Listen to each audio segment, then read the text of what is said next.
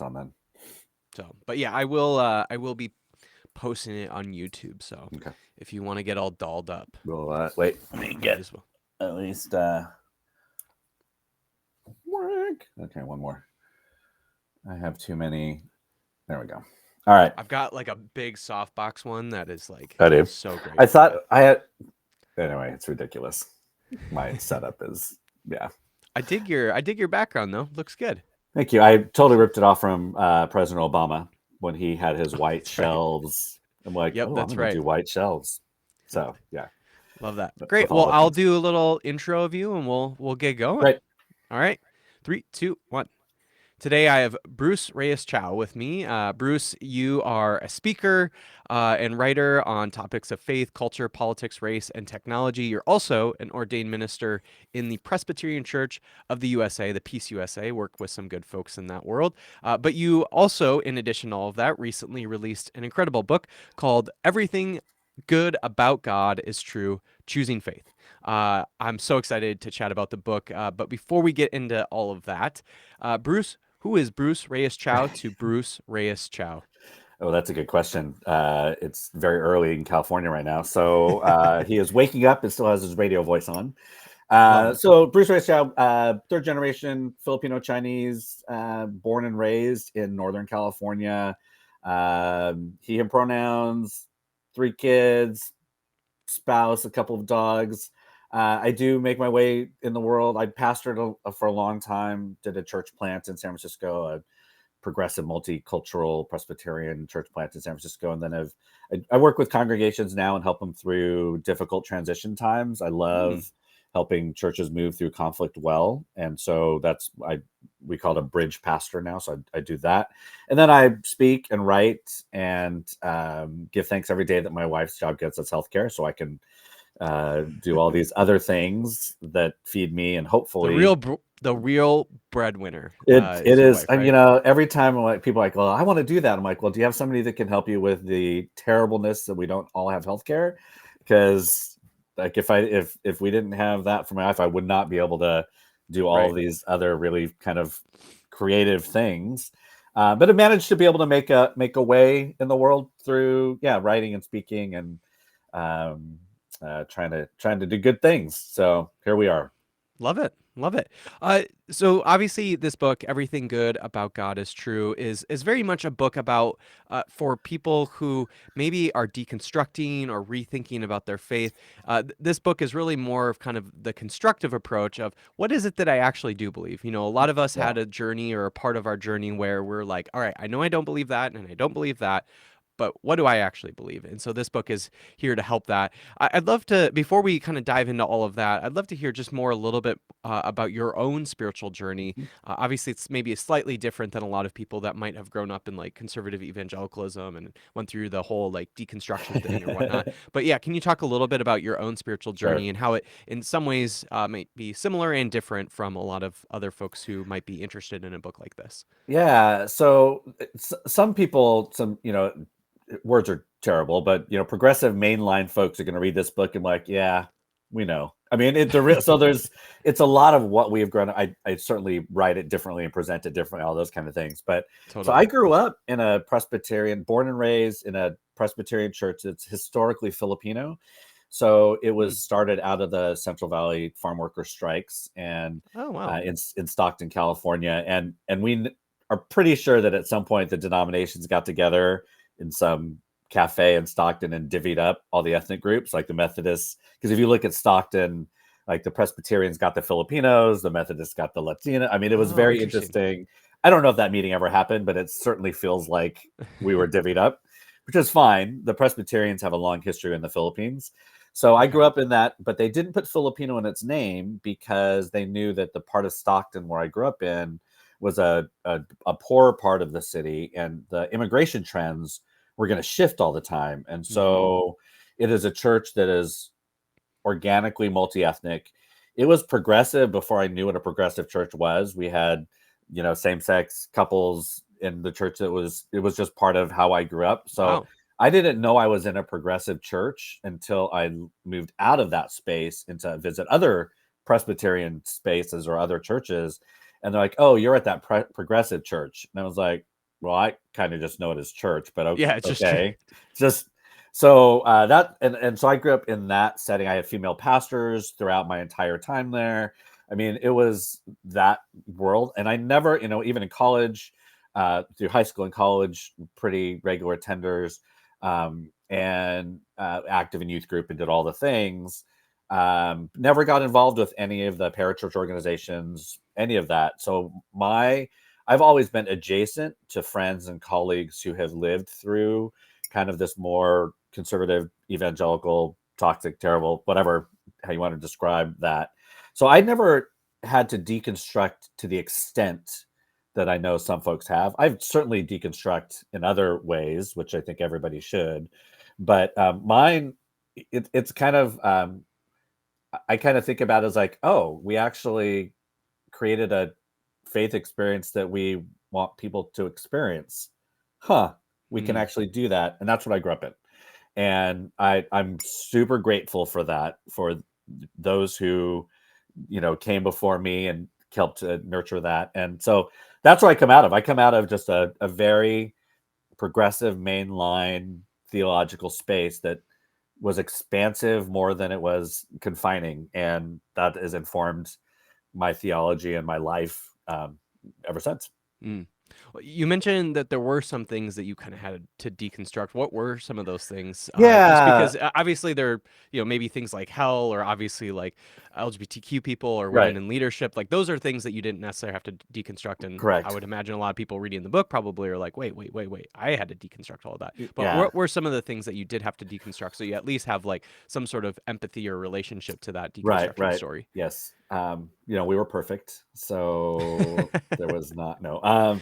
So I think there are a couple things, and I they're in the book particularly. One is looking at this idea that God has a plan for our lives and trying to Mm, really think about what does that mean to think about a God who is active always. And so really looking at the idea of this quote unquote plan is really about a collaboration between humanity and God as things are revealed, that God's in the midst of those mm, things as things play out, so that I can fully say, sure, there's a plan, but not in the way that is often so kind of talked about so easily that we pass it on without even knowing this really terrible idea that God has everything that has happened, God has done. And hmm I just don't believe that's true. That's one. And the second is, I think this substitutionary atonement theory and this idea about, there's only one understanding of how Jesus connects us to God. And that again is so reinforced insidiously, hmm subconsciously. That shows up throughout all mainline churches, and I really had to kind of wrestle mm, with, substitutionary atonement theory is not the only atonement theory or the way that we are reconnected to God. And so I take that part with fewer bigger words in the book, but to really think about the way that Jesus is our connection to God. So those two, and then I will say the funniest part is growing up in a progressive space, we didn't really talk about bodily resurrection all that much right. in terms of is it true or not. And I'm one. The spoiler in the book is that I fully believe in the bodily corporate resurrection of Jesus because I need to, like, that kind of unimaginable event continues to give me hope about what's happening in the world today. Mm, And so, those three are probably the ones where I wouldn't say that I've deconstructed to the extent that others may have to do with their faith, but certainly have had to look at these things that were passed down to me and be like, yeah, that's not where I am. hmm I don't dismiss them completely, but here are other versions of this that I think are a little more faithful.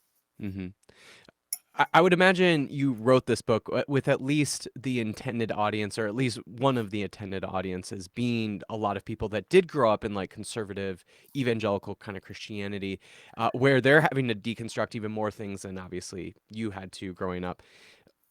And I find that really interesting. So, what's sort of your story and maybe connection to that type of group of people, knowing that you're likely writing to a So, lot of that audience, yeah, well, it's interesting. So, even though it's not like you're writing to your yeah, past self, right? so it's actually that was not my intended audience. Oh, interesting. Yeah, because I don't, I can't write to that audience in the with the depth that, like, I think there are a lot of people doing that who come out of personal struggle and experience. And again, I've been alongside and adjacent, but actually, so the impetus for this book was a couple of things. One is when we were kind of massaging this, one of my editors said, "Well, I don't think we can read or write another book on deconstruction.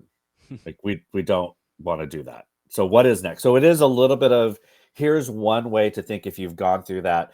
But I think one of the issues that is happening right now is Christianity is so centered on evangelicalism that Mm, it begins to, I think, have an overabundance of influence on what is next. So I do say, I acknowledge it, I name it, I almost use it as a compelling reason that we need to tell our story differently and not in opposition to. So it really is a who are we, not a who we are not. So in that case, yes, I think it's going to resonate with a lot of folks who are looking for a what is next. But I don't come at it from I just come out of like, this is a normal, regular version of the gospel. It is actually, for me, it comes out of my church planting background. So mm, Presbyterians are not known for church planting necessarily. hmm We've generally been allergic to it. But a few of us have also said that progressive churches, forward-thinking churches, expansive churches can grow. And I always wanted something that I could hand somebody who would say, just, I need like an overarching view of Christianity. And I would hand them something, but it always come with a disclaimer. Well, it's a little academic. Well, it's written by this person's cultural context. So, mm, I'd have to, and this one, I wrote this because there are fewer disclaimers that people have to make. I hope it's accessible. I look at everything from what does baptism mean theologically to why the heck do people do it 5 different ways. mm. I look at both, denominations, and I'm not like, well, denominations are dumb, everybody should be together. I'm like, here's why denominations exist, and here's the benefits of them, but also here's the trouble we get into. So try to answer all the questions that I planted for about 15 years that everybody would ask me about faith, Mm. like the hardcore, like, okay, tell me about, so why do we, this is communion thing, like, it feels like, what is this, is Jesus really here, like, what's going on, right? So I try to get at in 40,000 words, like, higher level, here's why we do these, and then actually practical, here's how it plays out in our lives and the world. So what I hope it does is it gives people something to hold on to as they're coming out of whatever. I would hate to ever say that I tried to write a book for all people, but this, I think, comes close. Hopefully it Mhm. touches upon folks who have been in the faith for a while and just need a refresher, or like, I actually don't know about that, I'd love to read something, but I can't ask Mhm. because I've been in the church for so long. This might be okay, right? As well as the people who are brand new. So It there you go. does feel a little part mini systematic theology and Yep. also kind of mini catechism even. Yeah. Like Oh yeah. you really are like teaching people about like theology, church Mhm. history, worship, all these different things, Yep.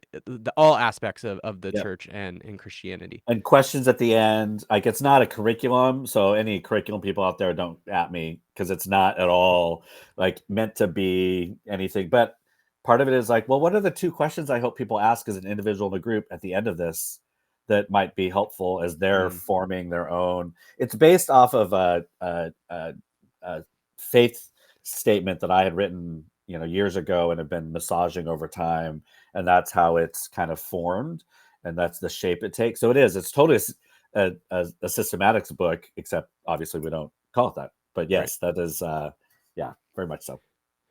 So obviously the intended audience isn't necessarily like people who are deconstructing, but obviously like I would imagine most of my listeners Yes, have some sort of connection to that yes, kind of story. And I think it's important for people who are deconstructing to have a time in which they deconstruct the bad ideas that they Yes, grew up with and for inherited, sure. right? And I think that's a necessary part of that deconstruction journey. But as the sort of the point of the book is, what is it that you actually believe? And maybe here's some helpful ways to believe about Christianity, God, Jesus, etc. And so, kind of beyond the specific questions around like, this is what you should believe about Yeah. Christianity, why is it that you think that it might not be necessarily super helpful for people to stay in that space of, I just am deconstructing the bad ideas and not actually constructing the beliefs that they may actually have? Yeah. Yeah. I mean, I'm kind of those stay in that space as long as you need to, because I think all of us are needing to deconstruct different levels of different things, and would hate to kind of prescribe a timeline for anyone. But I just feel like faith in opposition is not sustainable over the long haul. I mean, as a church planter, I get a lot of this out of like meeting people in California. We actually had people who were completely unchurched. Like, actually, it wasn't just a matter of we had a bad church experience, but out on the West Coast, like, folks actually grew up and never went to church. So Right. when they were coming to us, they were actually looking for, in like, I'm in a Christian space now, I better hear about Christianity. Christianity. Like, I'm not going to out spiritualize San Francisco. Like, my lane is here, and we're gonna talk about this at this point. And so what I did notice for other church planters that were starting, a lot of them started because they didn't want to be something else.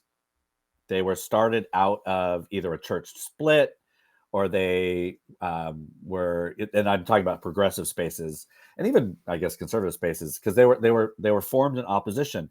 And when that opposition loses its steam, or it no longer feeds, like, what's left? And so the joy about the place that I was at, we were intentionally about who are we, not who are we not, and that Mm, created a more sustained, life giving, and it felt um, less adversarial in a way that drew energy away. It didn't mean we didn't challenge things that were out there, but it came from first a base of who we are, then tells us what we're opposition to, rather than what are we opposition to, and then that forms who we are.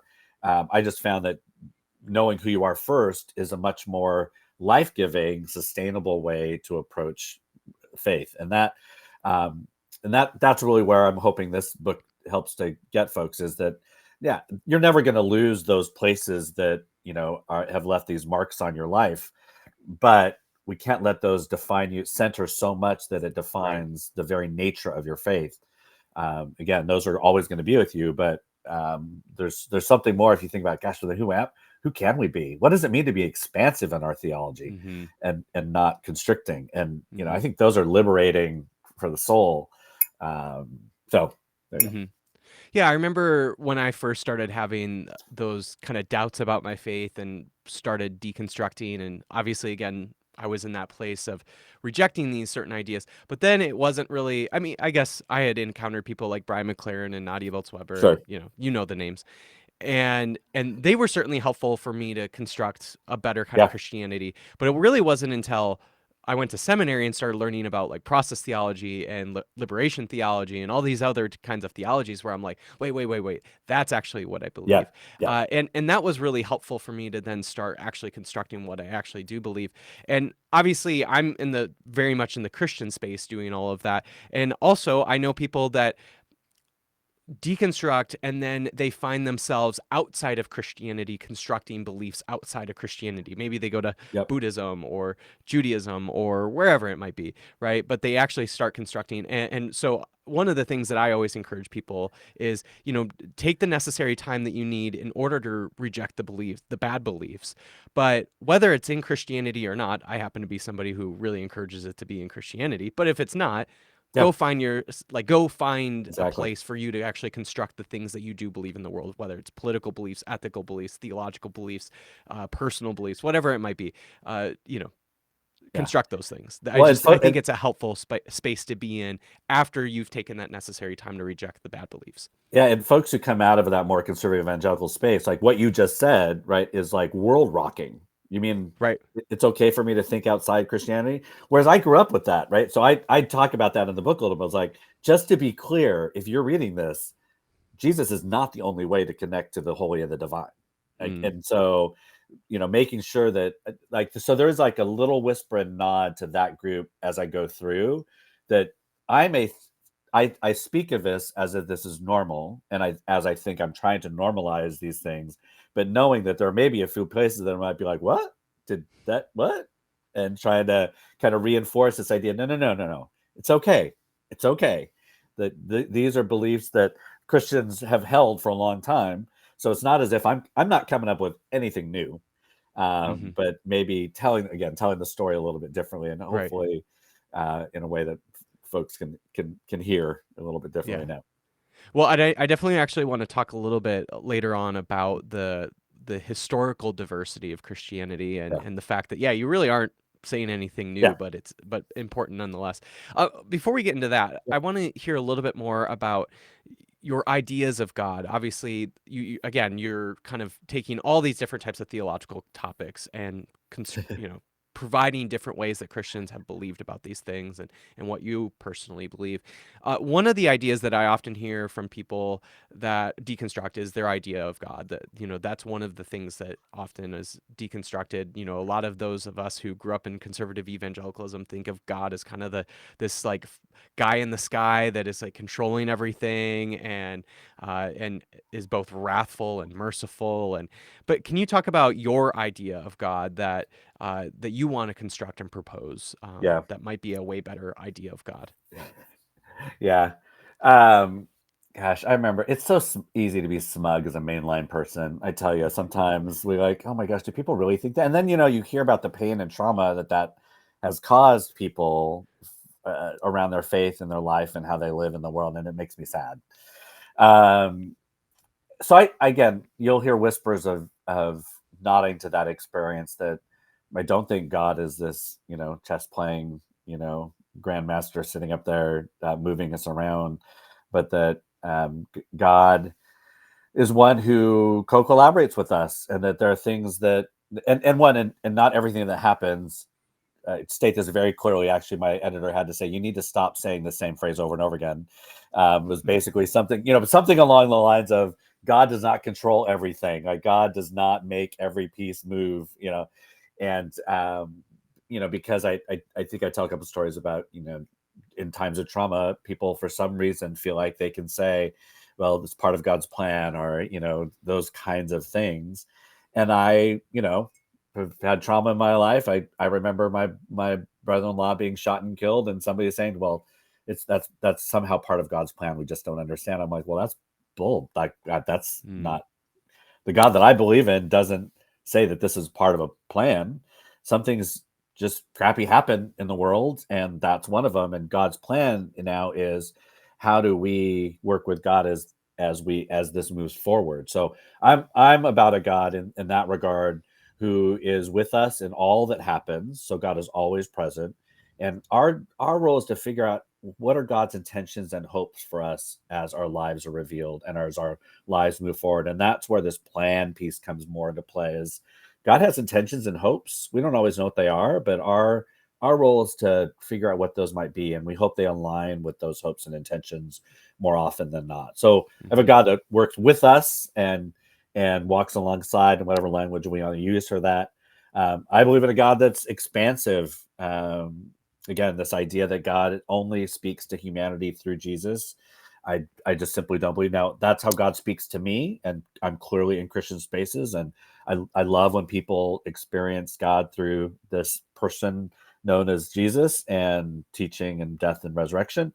But I think of a God as much bigger than that. I think of a Mm. God that weeps, and a God that changes. The perfect God is a God that changes and adapts. So I think that there's just so much more companionship with the God that I believe in.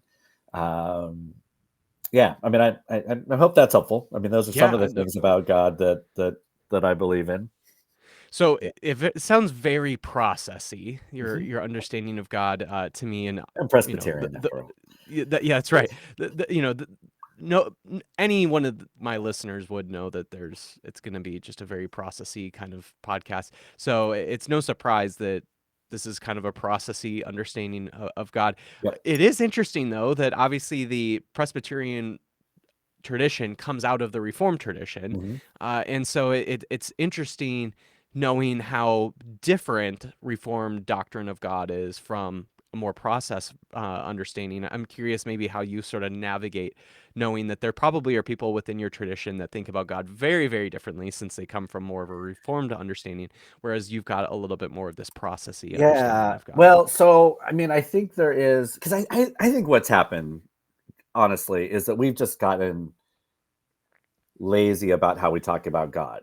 That I think I think a lot of folks, well, God is omnipotent and all knowing. I'm like, okay, fine. I grew up with that language. Well, what does that mean? Hmm. Right? I mean, it's easy. I mean, this is where I think we do most of our damage in our hymns, right? We have all these hymns that we sing, these phrases and ideas, but we never take them down to the street level and like, well, what does this actually mean then for me in times of whatever? So I actually think there's uh, I think the people that are going to be upset with anything I say are mostly going to react out of, I think, a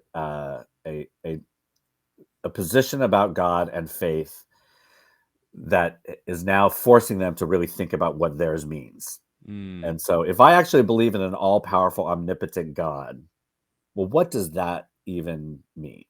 Like, if I Mm. believe in this, now I actually, and this is where I think the church has failed oftentimes, is that we have not given people enough to actually hold on to in real life. We have too many kind of great theological things that we say, and then we don't give people the so what does this mean? And Mhm. I think that that's where it's probably going to be more. People are going to be more challenged with this. I don't actually think, again, most mainline people right now, this is kind of where a lot of us are. Like, again, Right. my folks are not gonna, for the most part, people are gonna be like, yeah, we've been teaching. This is kind of where I am. If you really pressed me on what I think about Jesus and what I think about, you know, yeah, that's probably where I'm too. But I've never had permission to say it. This is institutional inertia or cultural kind of pressures that if you push on that and any of these things, then somehow, you're risking something. And I just don't think that's true. And in Mhm. fact, people I think are yearning for kind of more like, what does this actually mean? And Mhm. that's where it comes from. So I don't know if there's specific things that you want me to press into, but I kind of feel like I'm not stepping outside many of the things that a lot of mainliners already believe right now. Right. Yeah. Yeah, it does seem maybe 100 years ago, the difference between the average Presbyterian Yeah. person and their theology versus the average Methodist person and their theology might have been much greater than it is now. Right. Oh yeah. And Yeah, so for in sure. those ways, it kind of feels like what's sort of the point of these different traditions. And I love each of these It's different all, I mean, it's traditions all and what they governance. offer. At this point, it's all governance. It's like, Right. how do we decide we're going to make our decisions and which one do you like or not like?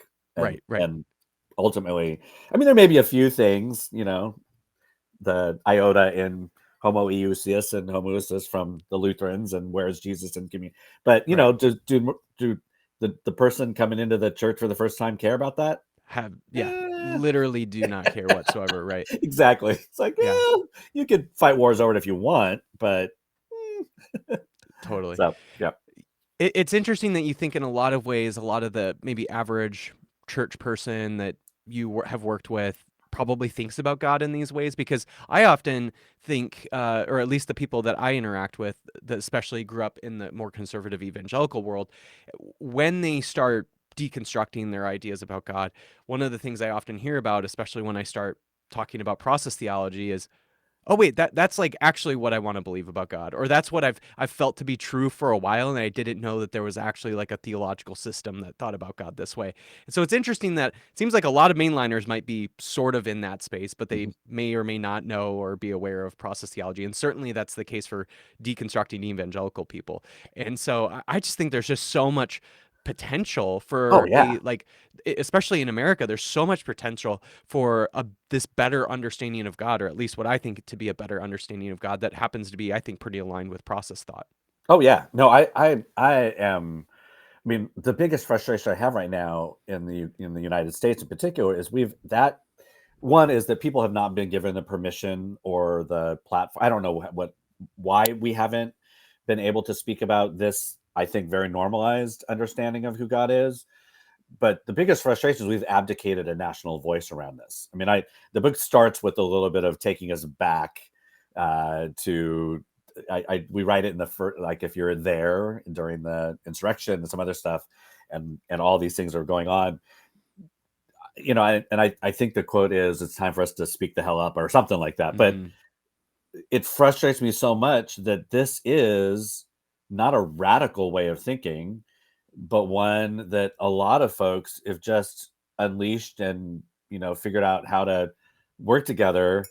That is just as valid of a Christian voice and message that is really not out there. And we've abdicated the Christian space to, you know, conservative, evangelical, nationalist, whatever, how we want to describe it these days. That's when you talk about Christianity, that's where people go. And I want us, you know, who are kind of thinking in this different way, to have a seat at that table, at least to folks like, well, yes, but there's also this, and have it become more to mind than us having to fight for that space that I think we've given up. So I think this is not, again, it's not radical. It's not new, but I do think that folks have forgotten how to tell this story. And I hope what this book does is says, okay, how do you tell it? Because if you can't tell it and you don't know it, then, you know, if you don't know it, you're not gonna be able to tell it. So here's some promptings for you to begin to think about this and articulate it. And so hopefully we can build something greater, so we're just as valuable and vital of a voice as some of the other versions that are out there. You know what, that I think that will take that work of kind of maybe fighting back for the space that is necessary of the kind of Christianity that we want to make in the world. I think what needs to be deconstructed in a way is, especially in the mainline world, is a deconstruction of their notion of evangelism. Yeah. And especially in the mainline world, and even I would imagine for a lot of ex-evangelical people, there's a lot of concern and suspicion and skepticism about evangelism, and rightfully so. There are really good reasons for that. And at the same time, if we think that we have this way better understanding of the gospel or of Christianity, we need to be sharing that with other people. And that's part of the reason why I've, you know, created a podcast and I've got a YouTube channel and I tweet all the time, is because I'm like, there's this better kind of Christianity out there, and I want other people to be a part of it. Preaching to the choir, my friend. Right. And it's so frustrating when I see institutions that have a lot of money, like a lot of mainline institutions, be so unwilling to empower leaders that want to do that great work of actually evangelizing the kind of Christianity that's actually great. You have been speaking my word for the last 20 years in this denomination. Because you are absolutely right. There's a preacher joke that's like, what's the greatest contribution Presbyterians have made to evangelism? And it's restraint. So, that has been a huge frustration for many of us. But I will say, one of the things I write about is I'm not here to salvage the word evangelism, but I am here to challenge us to engage in that work. Call it what you want, but if you are not out there sharing the story, then we have just as much. We are complicit in what is going on. That you know, I think you're right. People have this. It's as if the only way you can evangelize, again, they can use whatever language they want, is this way. And I'm like, that is lazy and untrue. And in fact, you know, I'll tell the story about, I've never actually talked with somebody about faith, and I'm a pastor, and had a negative reaction to me, other than conservatives who don't like what I think theologically. But everybody, because I'm like, I'm not going into the coffee shop cold to random person and asking them if Jesus Christ is their Lord and Savior, which is the stereotype of what we don't want to be. And I'm like, one, I don't know how many people do that. But also, I always say, is that how you would talk about church? Or is it a matter of you're in relationship with people already and you happen to talk about your faith? I can guarantee you that either they're going to be like, oh, that's great, and move on, or they're going to be like, huh, you're part of church? Tell me about it. And I just feel like we have this aversion that is unjustified to sharing our faith. And I think some of it is because we don't know how to articulate it.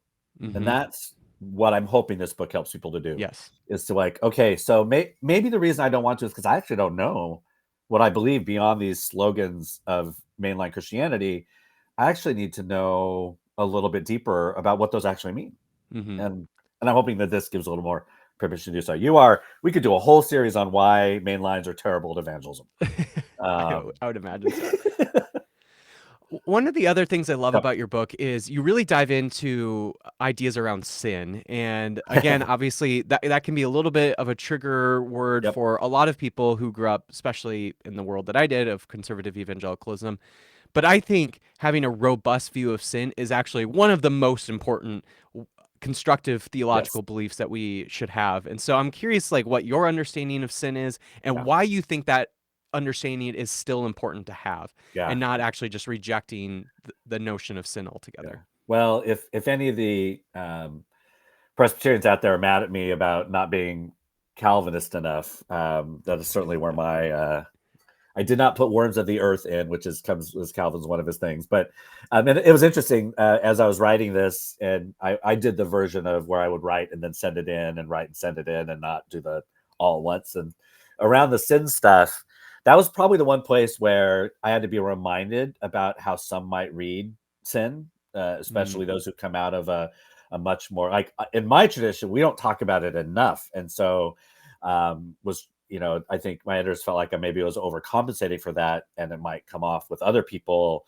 as like, wow, you just hit really hard on this. But so for me though, the nuance of how I approach sin is both personal and institutional and systematic and communal. So as you read, when I talk about sin, it isn't just a personal, here's how terrible you are, but here's or how you've broken this covenant with God. It really is this: how have we, as individuals, institutions, and systems, how have we turned away from God's intentions for humanity? And that really, so that it is not an accusatorial way of thinking about sin, but it's one that just embraces the realities of most of the things that we understand to be true, that, around race and gender and sexuality and economics and incarceration, just all of these ways, systems and individuals who have helped to create and reinforce them, how we've all participated in that. And so the lamenting of that, the acknowledgement of that, and then how do we move into the forgiveness and healing from that? So I do hit it heavy. We actually shortened the sin chapter down quite a bit because it felt it took a little too much. But I really wanted to reinforce this nuance of individual systems, institutions, so that it wasn't that just you're terrible kind of version, but it was that, together we fall short of what God hopes and intends. Now we got to figure out, what does God hope and intend for us to do and be?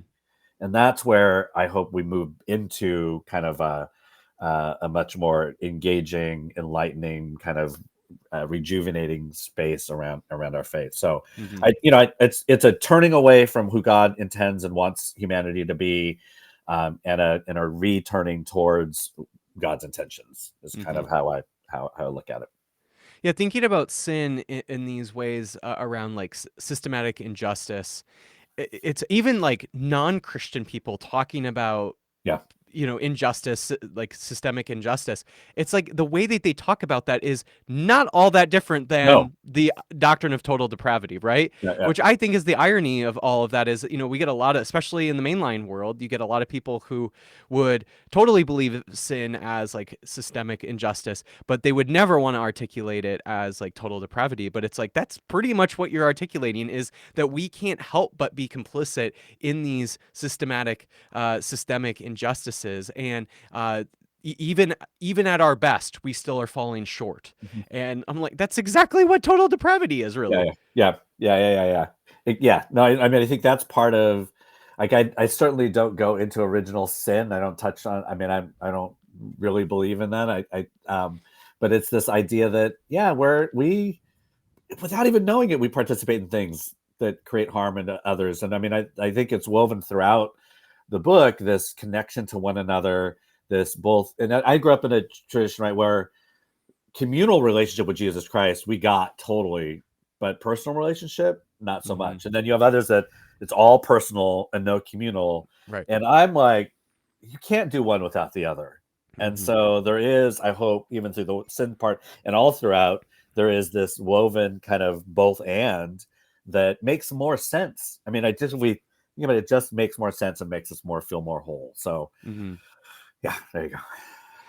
At the beginning, you kind of mentioned just really briefly that you believe in a bodily resurrection. And Mm-hmm. obviously, maybe for some people who grew up evangelical, that was obviously a very big piece to their Christian belief system. And whether they may or may not believe that now, I'm really curious just your thoughts around why the bodily resurrection is important for you. And yeah, I'm really curious around that. Yeah, I think the line in the book is spoiler alert, or didn't expect that, did you?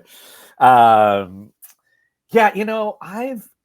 this is one of those that I've been around colleagues who well, we believe in the spiritual resurrection. Brian McLaren says something like, it doesn't matter if it's happened or not. I believe it to be true. Mm-hmm. And I'm like, I mean, I love Brian, but it was like, well, that's interesting. I actually believe it to be true. And I believe that it happened. And, I grew up, one of my early mentors said basically to me, what happens if it actually happened? We don't try to explain it away. Because oftentimes we would try to explain away what might have happened, why people experienced the idea that Jesus was come back to life. Maybe he wasn't fully dead. Maybe there was something he was given that only pretend. I mean, all these, and I'm like, well, what if we just went with something happened beyond our imagination, beyond our scientific intellectual understanding, beyond even our gut reaction of what could happen in the world, and that actually happened? Huh. I mean, for me, that's a God that I'm like, huh, okay. So when I look out into the world, I can look at all the terrible things that are happening in local community, globally, and believe that there is hope beyond anything intellectual, imaginative I can think of, or humanity Mm. collectively could. And so it is, I mean, for me, it's the ultimate choosing of a faith in something that makes absolutely no sense. And so that's just where I've landed. I can't prove to anybody why that version is better than trying to figure out what may have happened scientifically. But that's where I am. And it's a version that I fall back to when I get into my worst. I'm like, oh, I don't know what's going to happen. I'm like, well, in God, all things are possible. And I do think at a core level, I have to trust in that. That's what gives me hope for the world. Mm. And at my deepest struggles, like, okay, I can do work, I can participate in the revealing, but at the end of the day, God can do amazing things. And and I think the title is not a mistake, right? I mean, this is a choice to believe in that. I'm not going to be able to prove it to anybody. I'm not trying to, but here's where I am, and here's why I've chosen to believe it. Mm-hmm. Mm-hmm. I probably am closer to that Brian McLaren camp Yep. where let's say on the inverse of what you were just proposing, Uh-huh. if for whatever reason we were able to prove that it was false, I still would believe in resurrection. Right. Right. Yeah, yeah, yeah. Yeah. Like for me, resurrection, specifically Jesus' story is here is this man who is killed by an empire and he comes back to life. And to me, the whole point of resurrection then is that state or imperial violence does not have the final say. Right. Sure. And I believe that to be true. And Yeah. I hope that to be true, not just for Jesus. I hope Right. Jesus' resurrection is not the exemption to resurrection. I hope it's the exemplification of what could happen to all people that are experiencing violence from an empire, Yeah. and that violence is not going to have the final say. And so I hope that to be true, Yep. whether or not that Right. bodily resurrection actually happened or not. I don't know. Maybe not. I Heretic. don't. Heretic. Right? Oh my goodness. Yeah. So I mean, you're not the first one. I can I'm assure you. sure. Better get if you're here to accuse me as a heretic, better get in line. Exactly. No, I know. I'm like, I have to keep warning my family and parents, like, okay, it may start again. Like whenever something comes out, it's like, okay, here's what an apostate is. When people start calling me that, just so you know, Just it's fine. Don't respond, mom. It'll be good. I had to yeah. actually early on when I was a little more public stuff. my mom would respond to stuff online. I'm like, Mom, you can't. It's like It's it's just just that's gonna end bad. it's just gonna make you sad. You should either just turn it off or whatever. So yeah. No, And I you, think you we're right. don't Yeah, the but last thing you want is your mom to get in the middle of when bullies are trying to fight you. oh, I Like, know. that was like the worst thing that could happen at like school, if you're getting bullied at school and Have then your your mom mom show up. comes in. Yeah, that's like and so you don't Though even want that my to mom happen on was Facebook. not at my high school, but for my sister, my younger sister high school, my mom was the truancy and drug prevention Oh, person. you So, okay, you so the bullies don't want your mom to show up then. yeah, how could you imagine? My sister was always like, yeah, it was great. My mom kept getting my friends like driving around the truancy truck around the city and picking up my sister's friends. So yeah, my That's mom awesome. my mom loves that space. So I really did have to like, Mom, these are not people you need to engage with. It's fine. They'll Right. be okay anyway. So one of the things I love about your book, and it's coming up a lot in this conversation, is that many of the theological beliefs you talk about and propose are actually pretty historical. Like Mm-hmm. you mentioned before, Yep. nothing of what you're saying is anything new. Yeah. And and I think evangelicalism especially has done an incredible job of shielding people away from actually learning about the diversity of theological beliefs in the Christian tradition. And evangelicalism has done an even better job of not just shielding people from that, but thinking that evangelicalism is the only way to think about theology. And so I'm curious, like, how you think through kind of that dynamic of knowing that evangelicalism has done that and knowing that there's so much diversity of theological belief in the Christian tradition, and that Yeah. what you're saying is not really all that new. Yeah. I hope I write it as that's just normal. Mm, I mean, you should have to discern what you believe out of a lot of options, and so it's actually a real gift to be able to see multiple ways of the same event or multiple views of this thing. And I'm giving you one way to think about it, or giving you a way to think about it in multitudes. But the one way is to embrace options. Like it's okay. Like that. One of the phrase I hate the most is when your mind's so open, when your mind is so open, your brain falls out. I can't remember what it is, but I people throwing that at me, and I'm like, actually, when your mind is open, man, the expansiveness of the world and how you experience God is that much greater. Like that's hmm what I think. And I just feel like it's when we normalize this idea that options aren't bad or other views aren't bad. I'm very clear that conservative evangelical space, you'll never hear me say that they're not Christian or that Right. whatever. But I will say I think our version is better. I have no problem saying that. But that is an option for people. When I was church planting and people came in and we were way too progressive, I'm like, you know what? I don't want you to come here and be stressed every Sunday. Like that's not my. If there's a space that you're going to be fed more, that's where you should go. I don't have any problem with you going there. Here's why we're not that. But so I've always felt like the more options, the more you get to actually eventually land in the spaces that you're supposed to be at a particular time, and you may shift again, right? I just feel like this idea that there is one way and the only way, and it's always now this way, is so confining that eventually people realize that we change and we shift and we need different options and ways to think about the world because our lives change. And hmm I'm just hoping to normalize that around faith. hmm So that's just again always how I've grown up. My church was always about, well, if people had different ideas about things, they brought them in. We disagreed certainly, and eventually, disagree great with a few things, but I never. It was always normal that you should be able to think lots of things, and it'll be hmm okay. God's hmm God And that you can change. You amazingly, have the and you permission to can change. change, yeah, and God amazingly can hold all that. We'll hmm be fine. God will be hmm fine. The other thing about it is it's just simply ignorant of church history to think that Christianity has been a monolith, right? I mean, Yeah, even at the very beginning, you get the disciples of Jesus not agreeing yeah, with each other about who Jesus is. And then certainly that gets picked up in the early church where there's all these disagreements. And then eventually you get Constantine involved and he's like, all right, we got to get this thing figured out. So you start getting creeds developed, right? But even in the midst of that, We still get schisms, and then eventually get the Protestant Reformation, and then that really opens the Pandora's box for diversity. So there just has always been that case in Christian history of Yeah.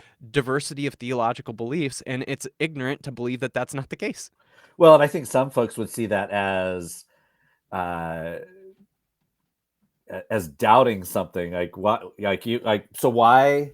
Like I see all those things as part of a process for us to grow closer to maybe what God intends us to be, and maybe it's a variety of things. But I think other folks like, oh, it's just too much. We need to land on one thing, and that's what I get to hold on. And it's like you just can't hold on to that long. I mean, it's eventually gonna no longer feed your soul, and it doesn't make it bad that it doesn't. It just makes it you've moved into something else. And if we never give people options, depending on their life and what's going on, then we're doing them a disservice. But oh my goodness. Wild. This might be kind of the gospel question for you. Okay. But what would you say Christianity can still offer people? Maybe lifelong mainliners or people who are deconstructing. Obviously, you still think that Christianity has something to offer the world. So what is it that you think Christianity can offer the world? Hope. I mean, ultimately, it comes down to hope that exists already, right? The things that have been realized. I am one that believes that if the church has not been doing the good work that it's been doing, things would be a lot worse, which feels strange to say. But I want to acknowledge, like when folks say to me, like, it's so terrible now, it's awful. I'm like, you're almost dishonoring my ancestors who fought so hard for so many things. And like, so there's hope that's been realized. I'm like, no, let's look. Like it could be worse. Like it could be, but also hope that things could get better. And our response to that hope is to try to participate in that realization.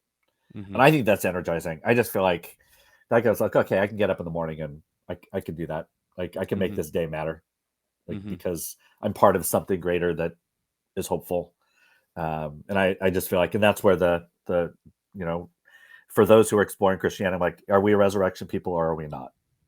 Regardless of where you land on the actual body, right? Are we a resurrection people? And if we're not, then that says a lot. But ultimately, that's what we offer is hope.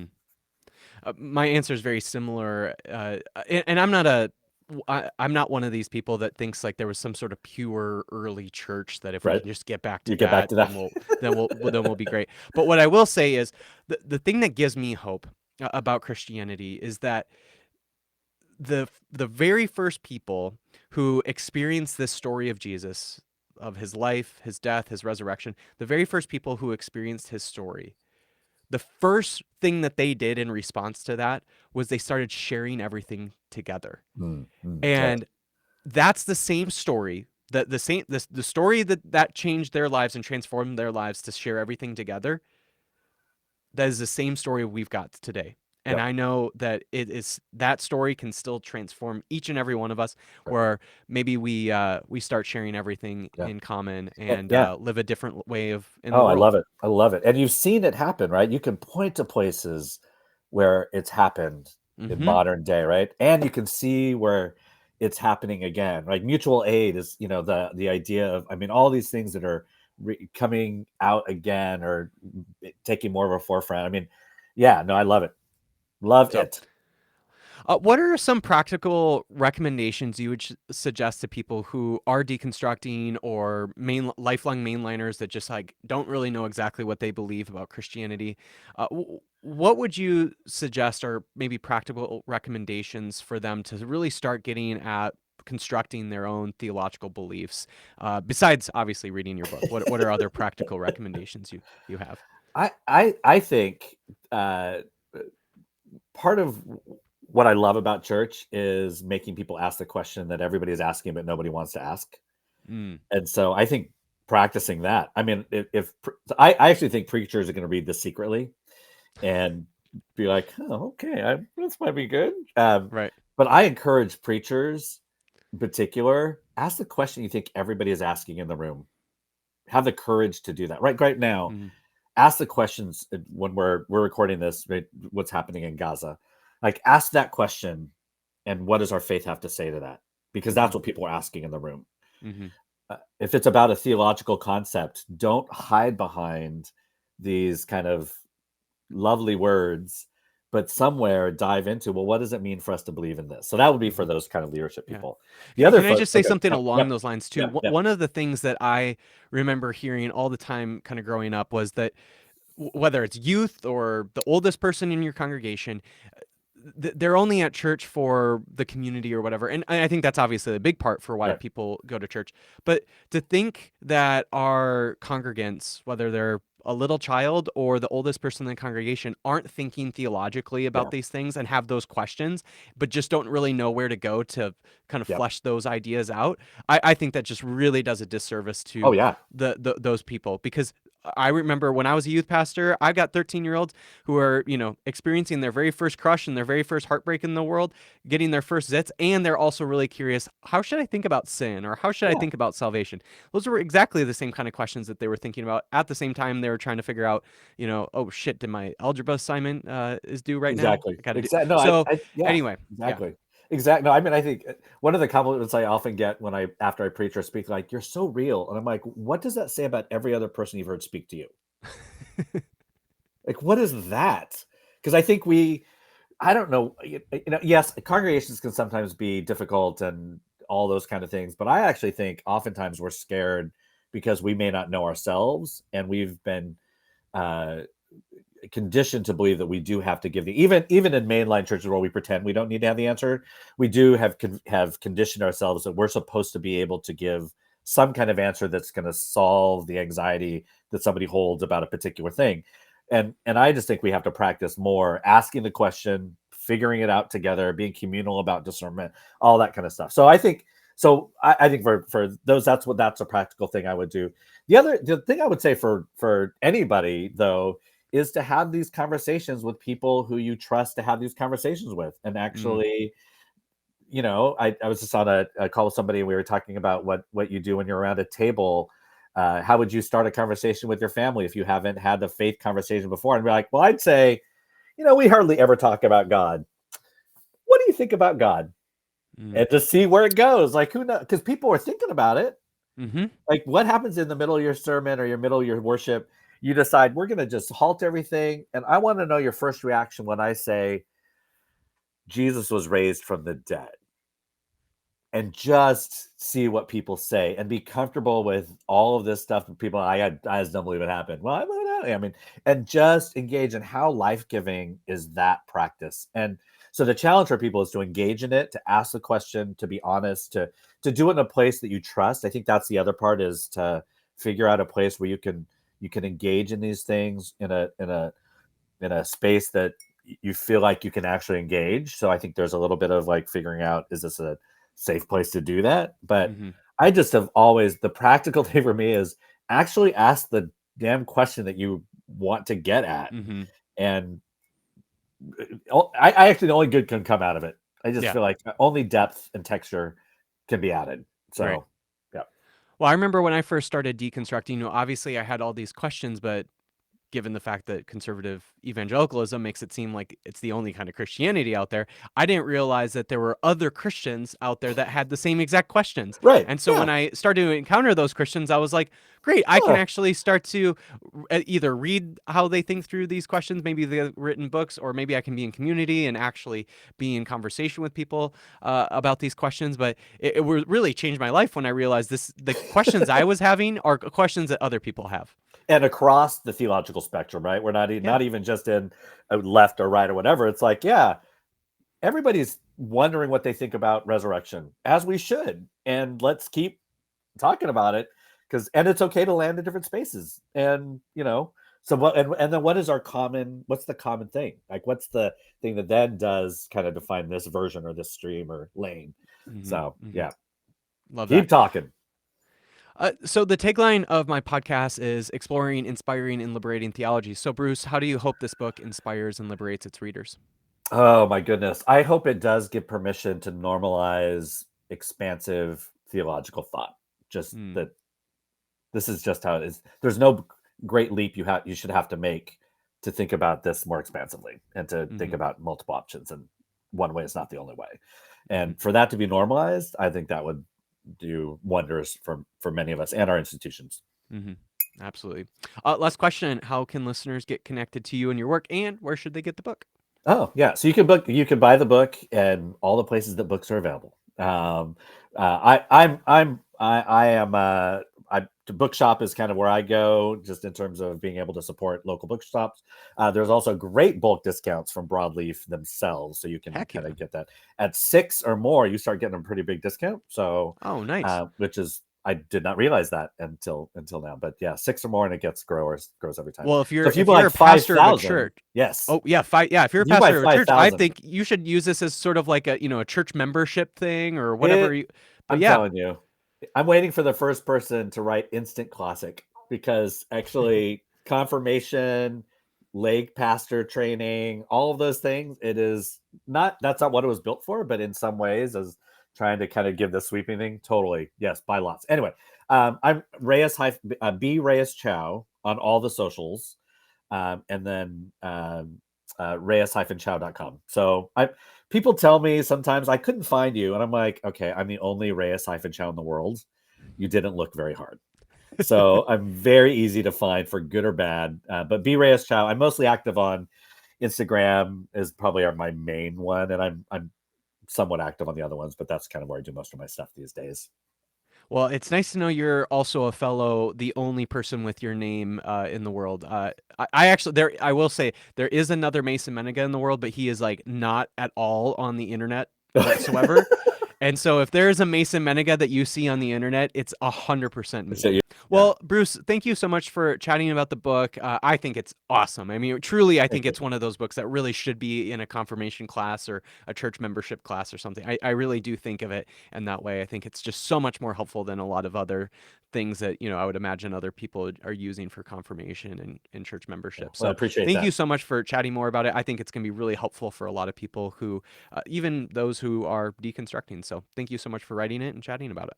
Great. Thanks for having me.